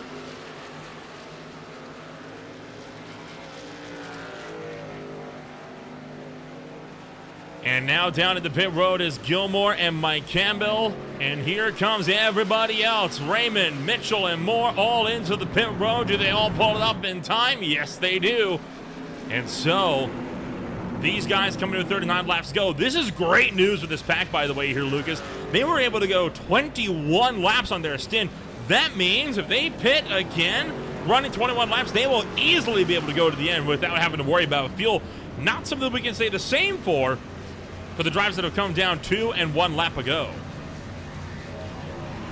Yeah, that A group did a much better job of saving fuel than the other groups, and maybe that's why they were losing time to the guys behind, is because they had something in place with one another, that they were lifting more in this race. They were losing a little bit of time, but then to gain it back in the pit cycles, in the pit rotation. So very, very smart thinking from this A group, and it once again goes back to the game of chess that's being played in between all of these drivers here tonight, as that is what happens in these very long green flag runs here at Super Speedways. It turns into a game of chess more than a race at one point or another.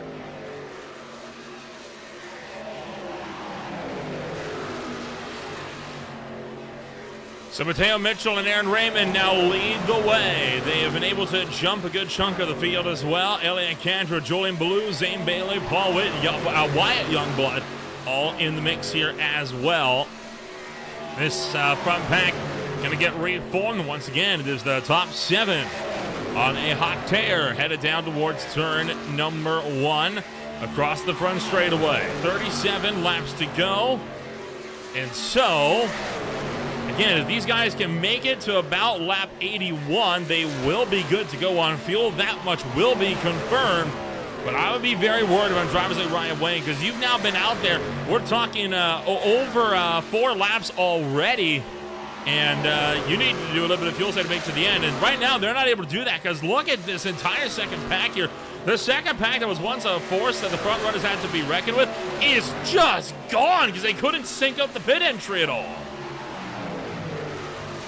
Yeah, and that makes it that much harder to save fuel as well, though, because when you're in these two-car, 3-car breakaways, you're lifting so much less than you would be when you're in a bigger pack, like the 7 cars in that front pack, that they're already down on fuel. This is just going to exacerbate that issue tenfold if they're not careful, because these 4 drivers are going to have to be on the gas so much more just to keep up with the same pace as that front group. And I mean, if you are these drivers, that's what's going to be on your mind anyways. You want to try and catch up with that front group. If you're Ryan Wayne, just Anna Sogak, you're going to be trying your best to catch up with Mateo Mitchell and Aaron Raymond to see if you can fight for a race win by the time we get to lap 100. But they're not going to have the fuel to do so, even if they can find the pace. So honestly, Nolan, these guys are stuck in between a rock and a hard place, if I'm going to be completely honest. Sure are. Right now, not a whole lot that they're able to do about it. Checking in on the rest of the field of where everyone else has kind of gone off to. You got Lane and got both lanes running together. Here's Rincon all by himself, 5 seconds separated from Anthony Lane. 13 seconds behind him is Dale Rapp, and then 11 seconds behind him, Jeff Gilmore brings up the next multi-truck grouping, and that is with Gilmore, Mike Campbell, Mike Allen, and Noah Swafford. Sean Walter Jr., Joshua Highbaugh, and Joshua Jernigan sit 19th through 21st, and then the first truck's 1 lap down. Holiday and Wilbers, they are packed up as a part of the big group, leading the way with now 35 coming to 34 laps to go. Yeah, this front group still doing a great job of maintaining their pace out at the front of this field. And I think it's a good time to remind anyone watching this stream at the moment, make sure to drop a like, hit the subscribe, hit the notification bell as well, do all those YouTube algorithm things. And if you guys like or love watching these races, we stream almost daily iRacing leagues across the globe, across North America. So make sure you hit that notification bell to get notified whenever we go live, because we bring a lot of racing action daily, weekly, monthly, whatever it might be. And while you're down there, drop a comment in the chat as well. We love reading what you guys have to say, love reading who you guys are supporting out there. So make sure to definitely type in chat as well. So show support for your favorite driver.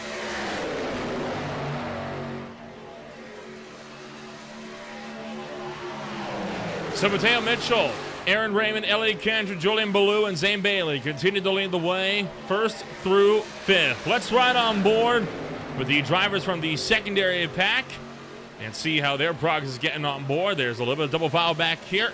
We'll let you feel the noise on Green Flag TV.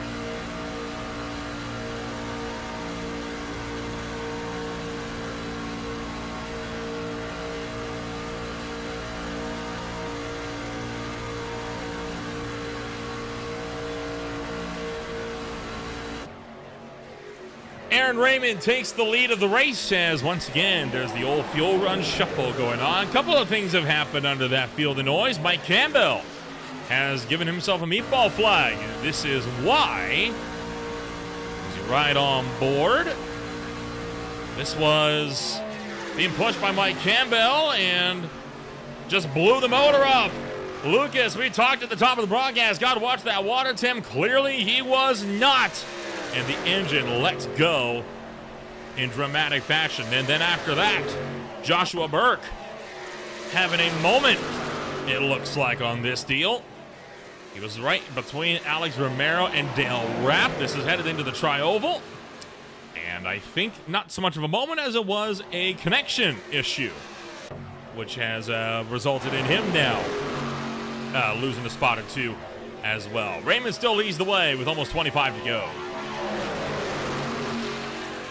Yeah, unfortunately for Campbell, just wasn't watching his temperatures close enough, and his engine's going to blow up, and his front pack getting a little bit squirrely there coming down the backstretch. And yeah, unfortunately for that 72, engine damage is half an hour's worth of repairs, so simply put, won't have enough time in the race to get that thing fixed and get it back out on track. So that will be the end of the day for Mike Campbell. And I see a lot of people in chat talking about, do they think this caution is going to go green to the end? And I'm going to set a benchmark. Do we think I'll set the line at 2.5 laps to go when we see our first caution? I think it's going to become before 2.5 laps to go or after 2.5 laps to go. That's where I'll set it.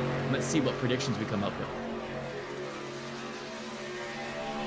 You see, you don't have the wisdom that I do to not put a bid on when what lap caution going to come out on Talladega, because you're always going to miss it by 1 lap or so. That has been my experience.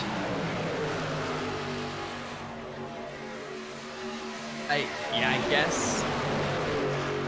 I'm thinking because 2.5 laps, that's like when it all picks up, you know? 2 laps to go, 1 lap to go, right? That's when the drivers really start getting antsy and really start jostling and fighting for position there. So that's kind of why I'm thinking 2.5 laps, because, I mean, at the moment, when there's single file racing like this, the odds of a caution coming out when there's just 2 separate packs, single file, not too much real going on, it's so low. You're really not going to see a caution until these guys start jostling for position, fighting for the win of the race, fighting for the race lead. So that's kind of why I put it really later on into the race. And of course, we could see one happen at this next round of pit stops. Pit stops are very tricky. This field has done a great job of managing the pit stops this race. Only 2 black flags being handed out so far. But pit stops are usually a very high likelihood of cautions coming out. Final pit stop run is coming up as well. Drivers need to make it to at least 21 laps to go if they want to have a chance at making it to the end. Secondary pack still with a bit of double file action. We saw that as well during the field of noise segment that we've done just a little while ago, as boy, James Yerger making an aggressive look to get to the inside line. The only trucks for position here are Lane, Wayne, and Asogak. The other Lane and Campbell. There is a few lap trucks like Cody Witt that are in the midst of this, which might be bringing up some of the bit of melee that we're seeing this afternoon. 2 trucks fading. Joshua Highbow jumping down the line deep in his midfield run. He's got Noah Swafford as well. That just stopped leading this outside lane as well. So a lot of drivers setting themselves up for the pit stop window. And speaking of that pit stop window, it's going to approach us in about 3 to 4 laps time now. Thinking back to that second group, that's probably going to happen in maybe 2 or 3 laps time, but for that top group, your top 7 at the moment, they probably have another 3, 4, maybe even 5 laps left of fuel still left in their truck. So it's opening in about 2 laps, but we might see pit stops taking as long as 5 laps before they're actually completed, especially from these top guys who did a magnificent job of saving fuel in this most previous thing.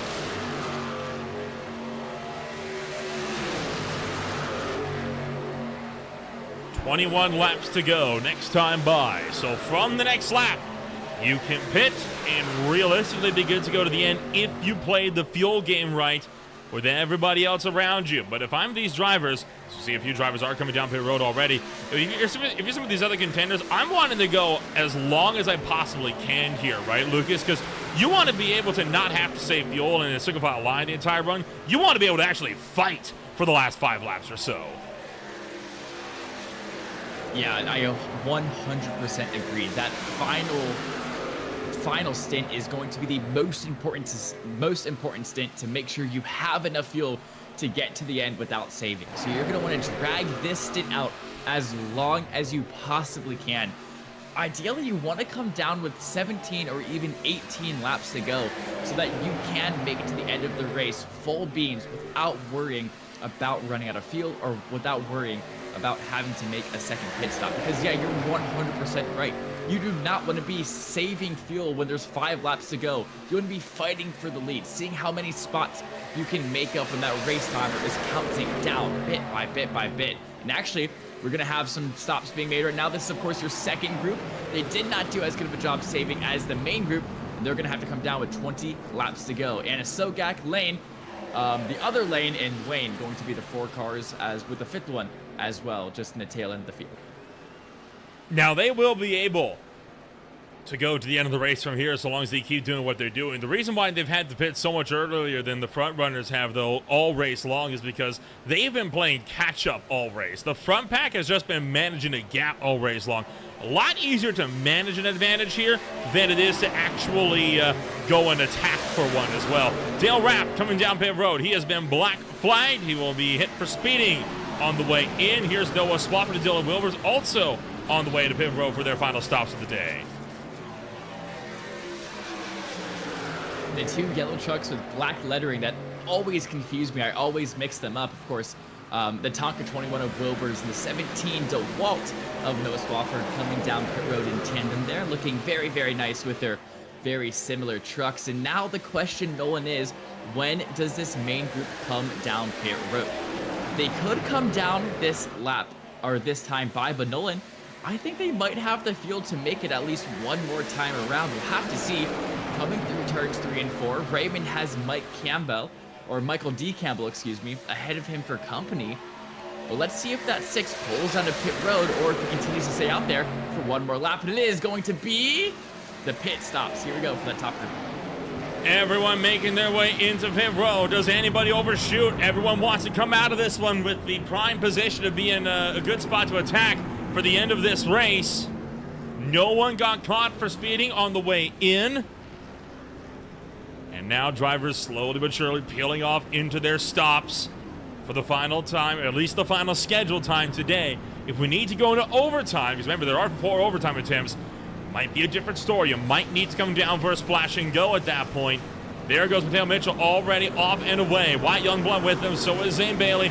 And we are off and rolling. Mateo Mitchell leads the way out of pit road.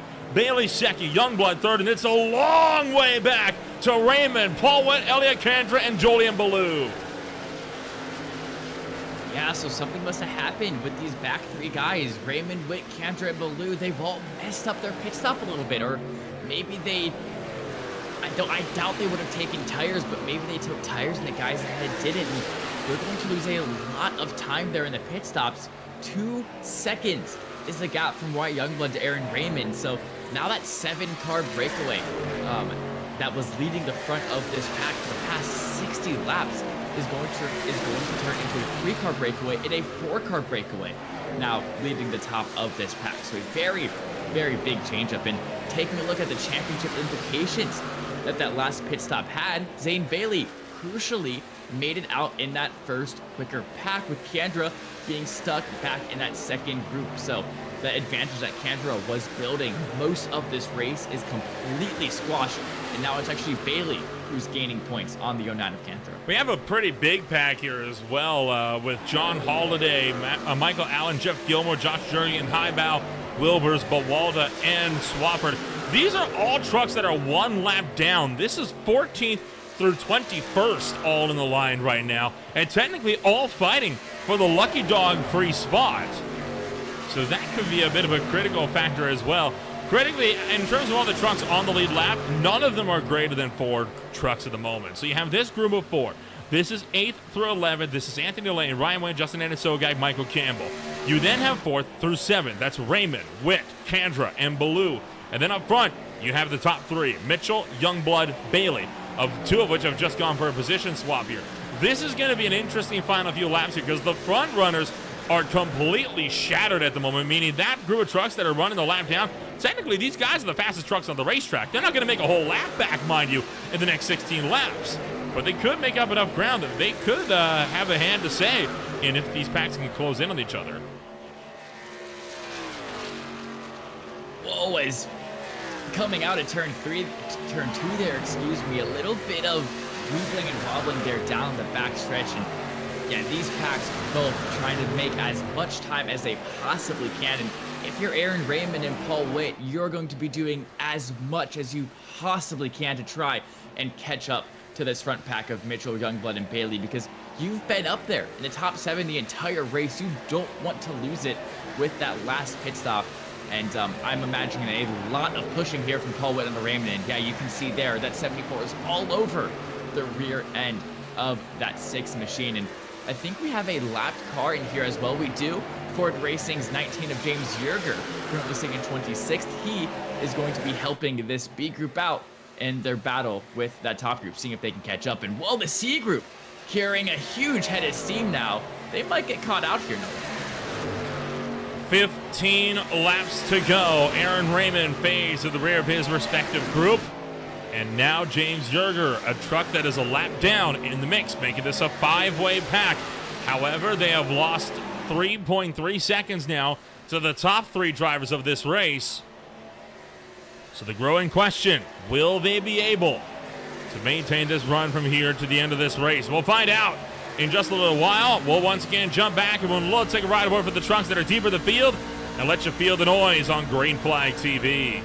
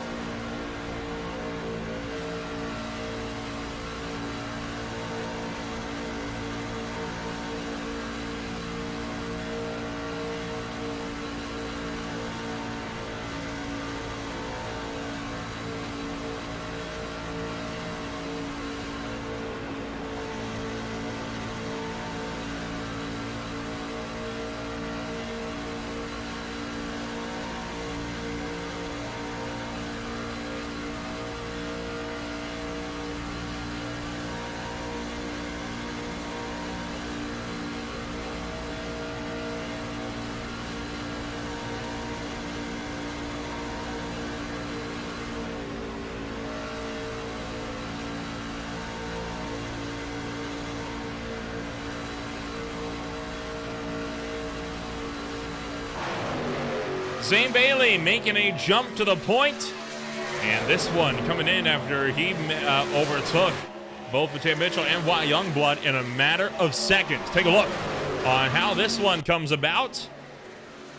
Approaching Youngblood and Mitchell on the back straightaway. They both move up high and lift out of the throttle and let Bailey coast right on through. That tells me the fuel numbers here, Lucas, might not be as secure as we thought. Yeah, of course, coming into this race, we thought it would be about 17 to 18 laps, but that's when you're full throttle the entire time, not lifting at all. And if they want to be hitting these numbers that they have been 20 to 21 laps, they have to make sure they cycle themselves through the order so they do have chances to be in the back of the pack and have chances to lift off the throttle and save a bit of fuel. And you want to get that fuel saving done earlier rather than sooner, Nolan, because by the time it's 5 to go, you want to be full beams the entire time fighting for the race win. You do not want to be having to lift and coast into corners trying to save your fuel. So those guys, Mitchell and Youngblood, simply just going back in the package, trying to get ahead of their fuel savings so that by the time this race comes to a conclusion, they have enough fuel to fight for the win. Still a lot of double file deeper in the field here. Dylan Wilbur's down the inside of John Bolton Jr. to turn 3. Noah Swafford right behind them, and Joshua Jernigan still in the mix here as well. Bawada moving way up to the high side. Jernigan trying to follow, as we will come around and take just 8 laps to go. Still running caution-free this afternoon at Talladega Super Speedway. We did have a couple of incidents in the opening 20 laps of this race, a few close calls, but none that have put us behind the pace car so far today. Michael Campbell jumping around Ryan Wayne, went for the slingshot. Anthony Lane and Justin Anisogak go with them, sending Wayne to the tail and outside of the top 10. Yeah, we've had both Cody Witt and Mike Campbell finding their way into the inside wall, but both of those were single car accidents, and both of them got off the racing surface almost immediately, so that iRacing did not feel the need to throw the caution. And because of that, it's been a caution-free race the past 92 laps, and it's been green the entire time since. Looking at this pack now, still being led by the 39 of Ryan Wayne. We have a little bit of two wide disagreements in the back as Bawada Jr. and Joshua Jernigan trying to make something happen. Wilbur's going to the outside line to protect his position. And now Bawada and Wilbur's looking for something around this outside line, but 2 cars is going to be hard to really find something unless they can really get some good pushing going, or if Jernigan hops with the help now. 7 laps to go, working right now. Lap 12 of this stint for the leaders. I'm really worried about this group here from Campbell on back to Wayne. They are working lap 14 of their stint. They can theoretically make it to the end of this race, but now they've dropped off 13 seconds for the next closest guys up here. They are right now lapping a good bit slower than the front runners are. These guys are desperately trying to save enough fuel that they don't have to come down for a splash and go and put themselves in jeopardy of losing more time to the trucks that are right now 1 lap down. There is Elliott Kandra and Paul Witt with that second group. They have closed the gap to 2.1 seconds away from Wyatt Youngblood and co. up the road. But is this enough to close this gap all the way up within the next 6 laps? They need to start pushing if they want to get up there. Yeah, that gap being 2.1 seconds, as you said. And remember, they don't have to get that all the way down to 2.1, or all the way down to 0.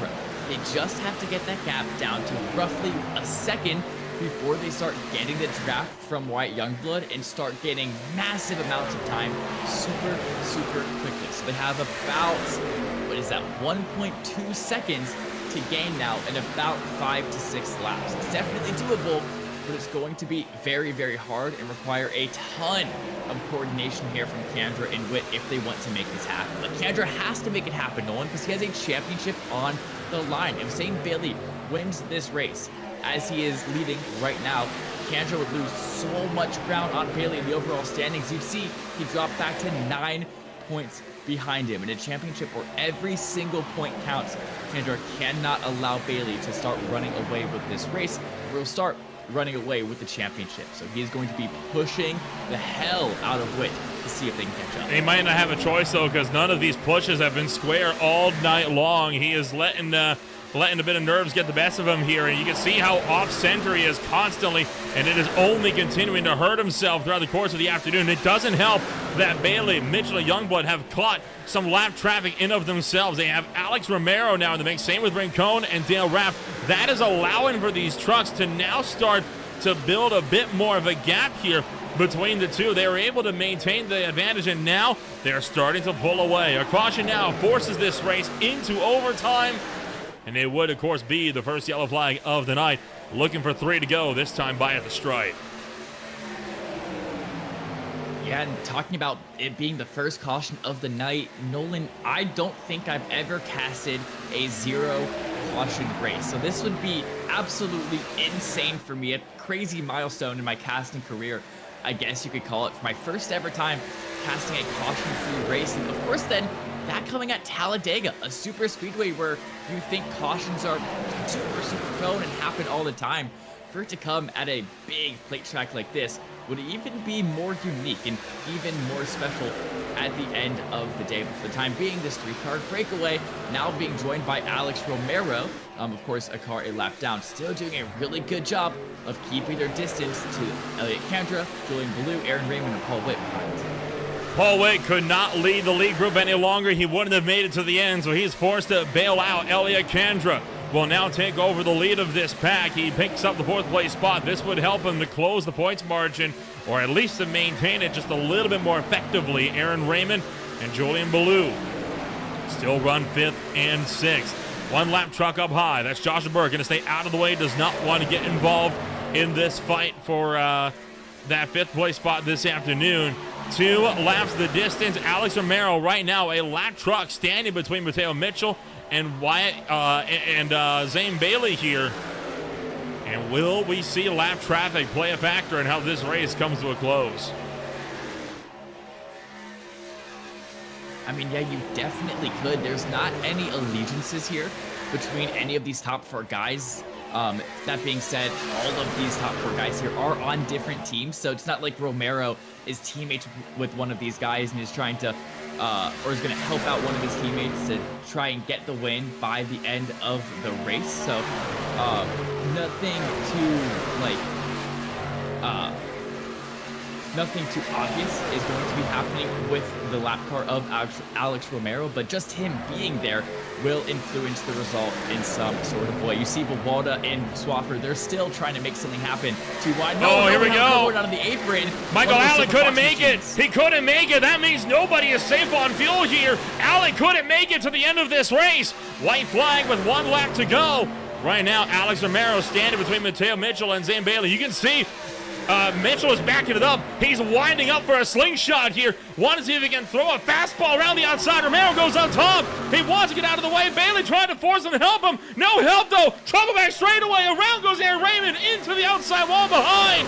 Making our way down the back chute for the final time today. Now 3 wide. Down the back straightaway. Mitchell to the lead. Wyatt Youngblood still on the inside. Zane Bailey drops back to the 3rd. Exactly what Elliott Kandra wanted to see.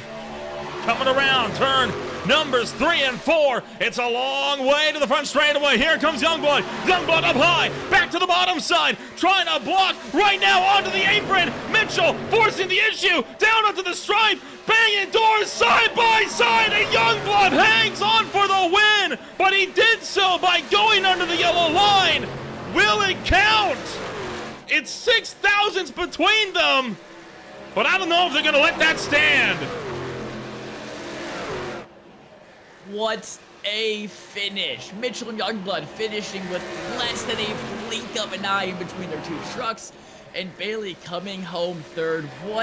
I could not have asked for a better way to end this caution-free race that we have had here today. Unfortunately, we did see in the background Aaron Raymond spinning, and he's going to be all the way down in 12th to finish off this race. A really good run.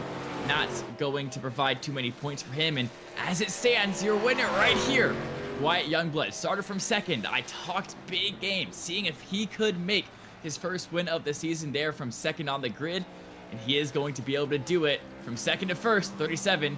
Now going to burn it down the front stretch. Critical to note here, very much an unofficial win this afternoon.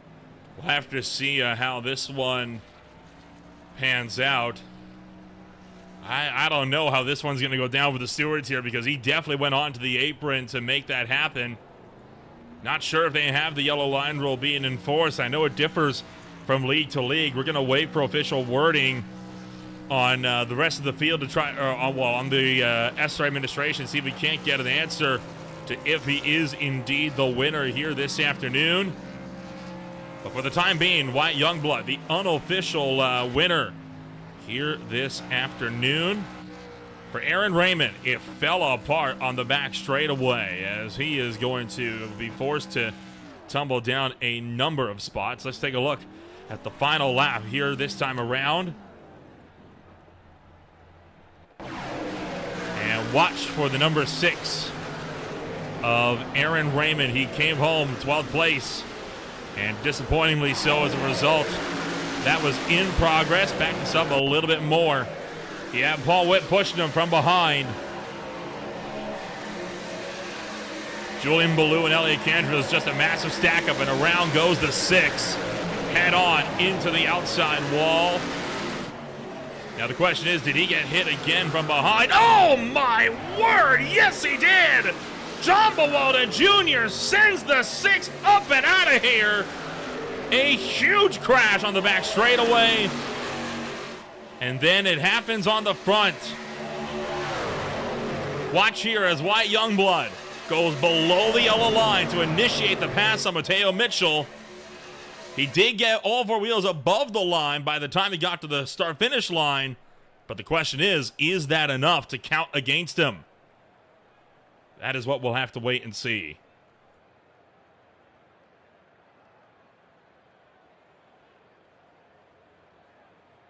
Get another look at this one with Aaron Raymond, as he nearly went up and over on the backstretch, Lucas. Yeah, super scary moment as that white flag goes out. iRacing will not throw a caution, so John Bowalda Jr. not going to slow up for this wreck.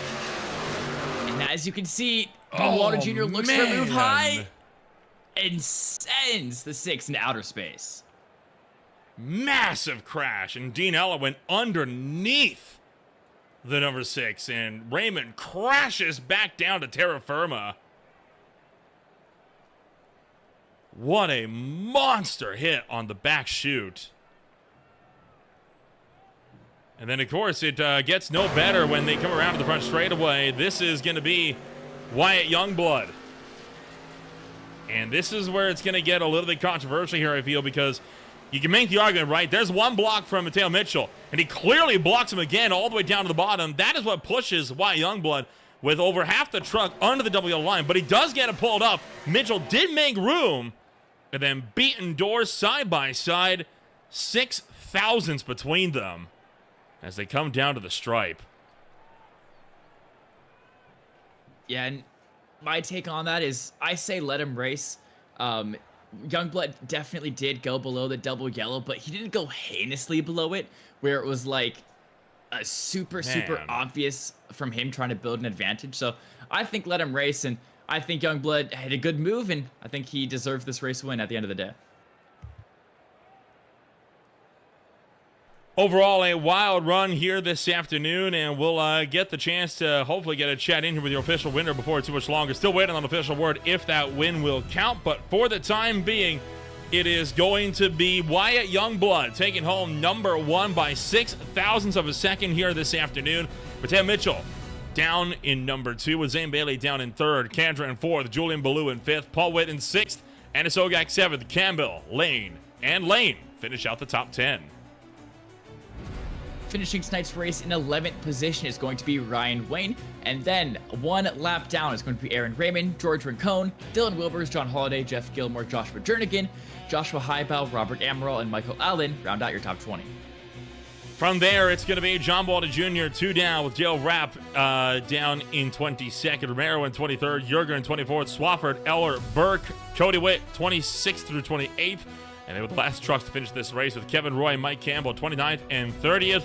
And then Jim Coleman'sberger finished this race down in 31st. He did not make it past lap 20 this afternoon.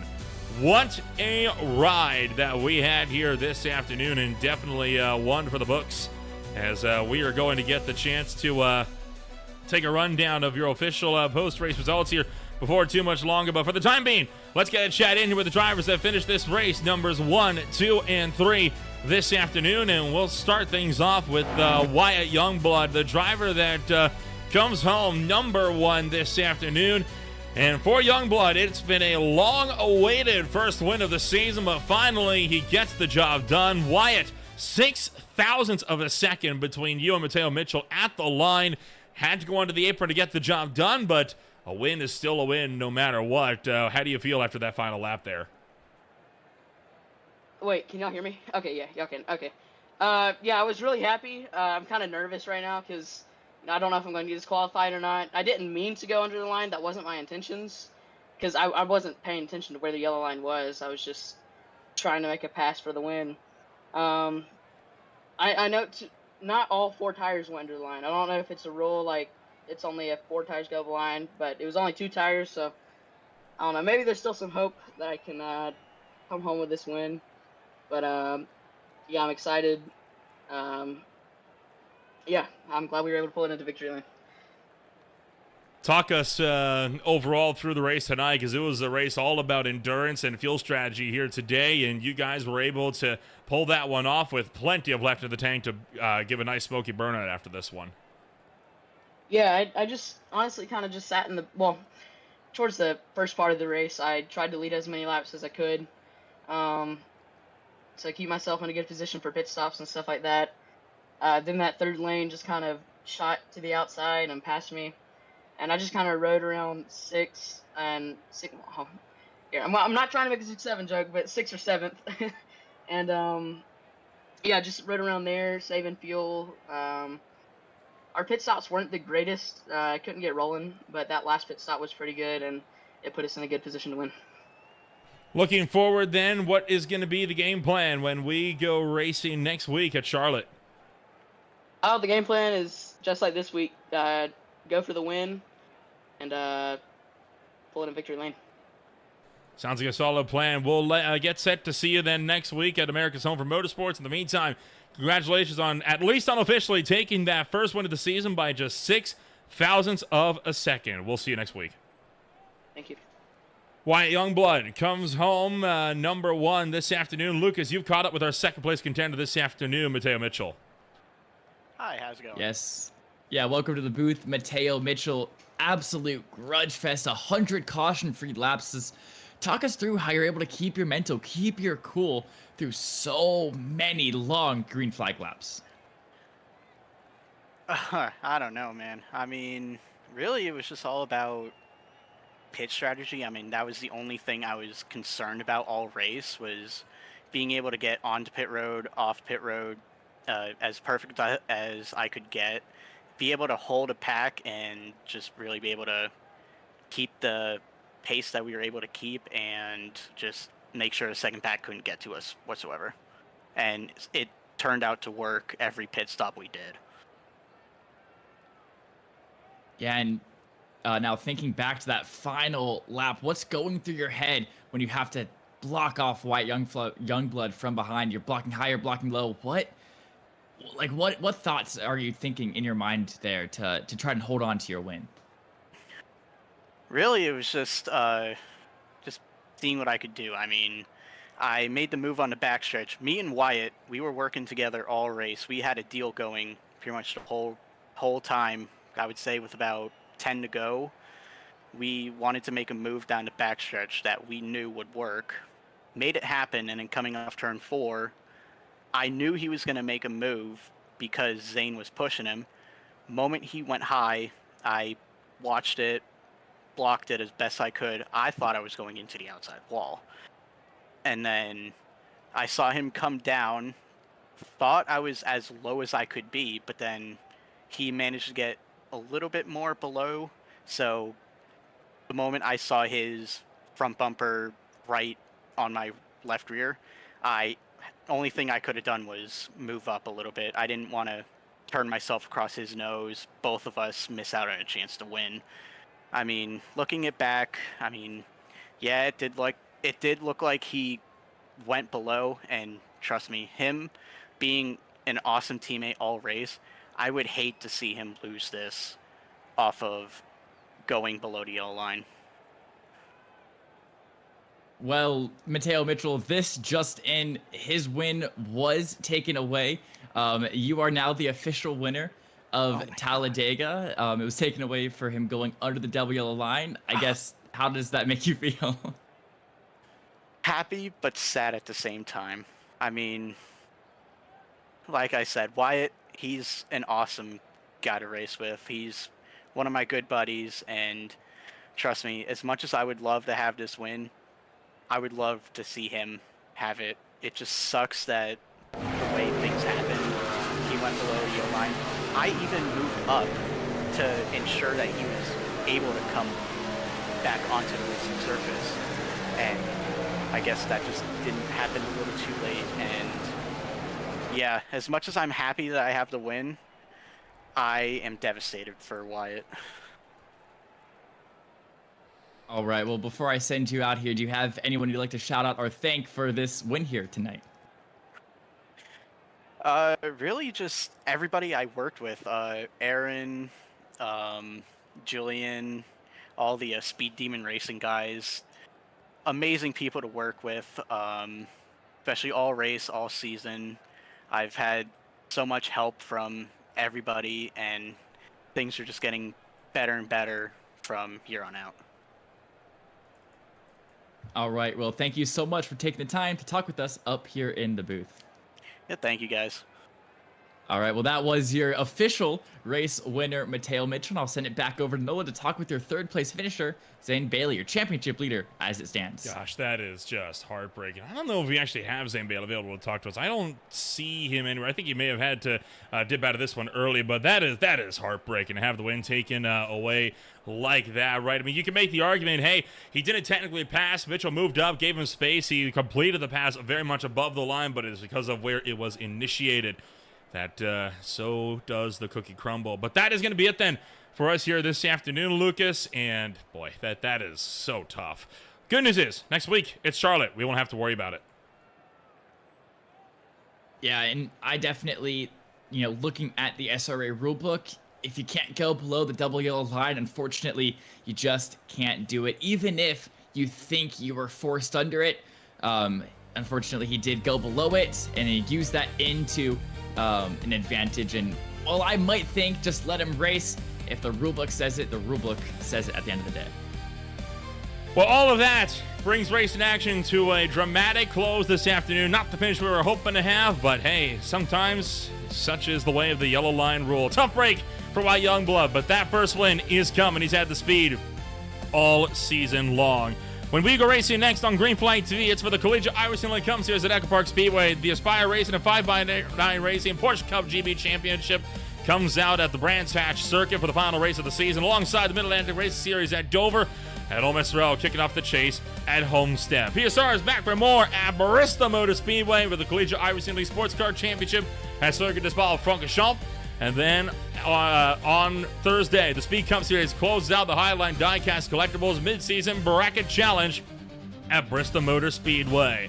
If you want to find out more about who we are and what we can offer you, check us out today at www.greenflag.tv. All of this will see the championship fight between Zane Bailey and Elliot Candro remain with just 6 points between us headed into America's home for motorsports at Charlotte Motor Speedway. It's now a 2-horse race for the final 4 weeks of the championship, and this one's going to continue to be a thriller. If you want to find out more about who we are, we're going to offer you, well, we already told you. Check us out, greenflag.tv.